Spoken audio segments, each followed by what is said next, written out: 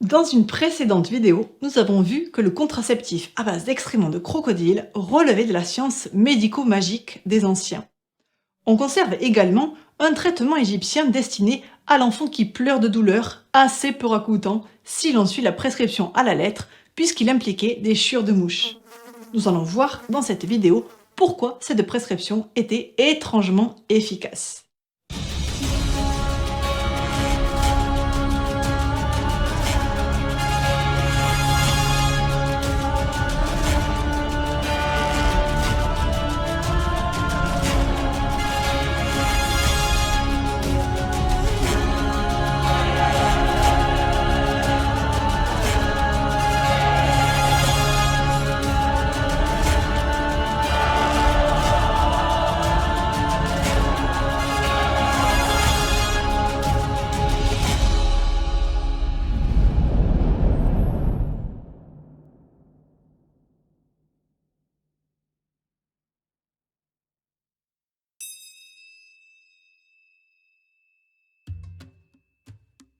Le papyrus Ebers est un traitement de médecine magique qui remonte au début du Nouvel Empire.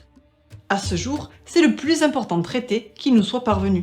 En effet, plus de 700 prescriptions y furent méthodiquement couchées sur plus de 20 mètres de papyrus. Le chapitre 782 propose un traitement pour calmer un enfant qui crie. Remède pour chasser les cris répétés. Partie Chepnou, de la plante chépène. Chiure de mouches qui sont au mur. Ce sera préparé en une masse homogène, filtré, puis absorbé 4 jours de suite. Cela cessera parfaitement. Quant aux cris répétés, ils se rapportent à un enfant qui crie.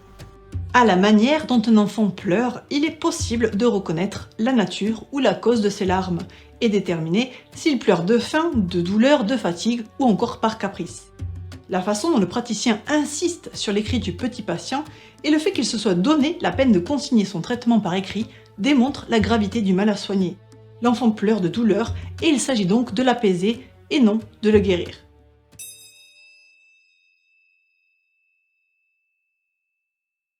Le traitement égyptien comporte seulement 2 ingrédients, des éléments d'origine végétale et d'autres d'origine animale. La plante chépène est le nom que les Égyptiens donnaient au pavot. Les parties chépénou de la plante désignent donc vraisemblablement ses graines. Si les anciens ont recouru à cette plante pour apaiser les cris de souffrance d'un enfant, l'effet antalgique et sédatif du pavot a très certainement dû donner des résultats fort satisfaisants puisque cette plante est encore aujourd'hui utilisée dans la fabrication de morphine. D'ailleurs, ses vertus étaient telles que les anciens représentaient la plante en amulette. Ce remède était donc efficace et sans danger, même en cas de dosage un peu trop fort. Voyons à présent ce qu'il en est du second composant de la posologie qui nous intéresse ici. En égyptien, cet ingrédient se lit SNAFF et se traduit littéralement par chiure de mouche. Les excréments d'humains ou d'animaux comme le chat, le chien, l'âne, la gazelle, le porc, l'oie, l'autruche, l'hirondelle, le pélican, le chevreau, le crocodile, l'hippopotame, le lion, la panthère ou encore la tortue étaient régulièrement utilisés en médecine. Et la pharmacopée égyptienne recourait à toutes sortes d'éléments aux vertus supposées magiques ou médicales pour lesquels il convenait d'avoir le cœur bien accroché.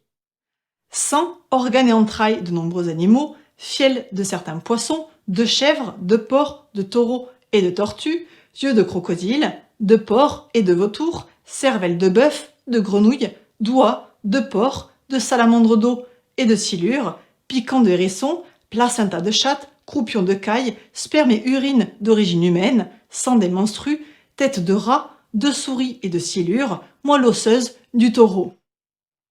En comparaison, les excréments de mouche ne semblent finalement pas être les ingrédients les plus rebutants qui soient. Une précision dans le texte doit attirer notre attention.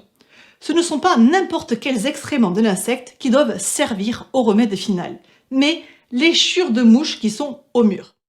Si une telle entreprise de collecte peut paraître difficile et induire le doute, elle est certes malaisée mais pas insurmontable. Les déjections de l'insecte sont visibles à l'œil nu, plus particulièrement sur des surfaces claires comme les murs blancs, et ressemblent à des graines de pavot.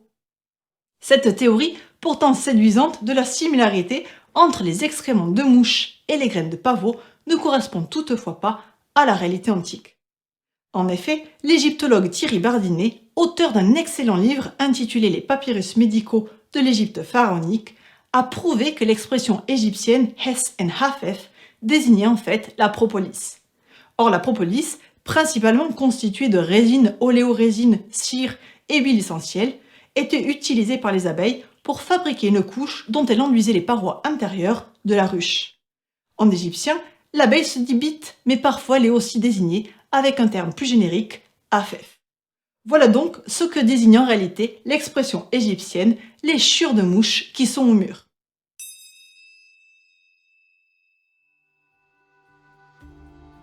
Maintenant que les deux ingrédients principaux du traitement ont été identifiés, il est possible d'affirmer que cette médication ne pouvait que calmer les cris d'un enfant en souffrance, mais uniquement en raison de l'effet sédatif du pavot. Les fameuses chiures de mouche, elles, n'avaient aucun impact sur la douleur de l'enfant. Si t'es toqué d'antiquité, t'as qu'à liker tout en K-tube.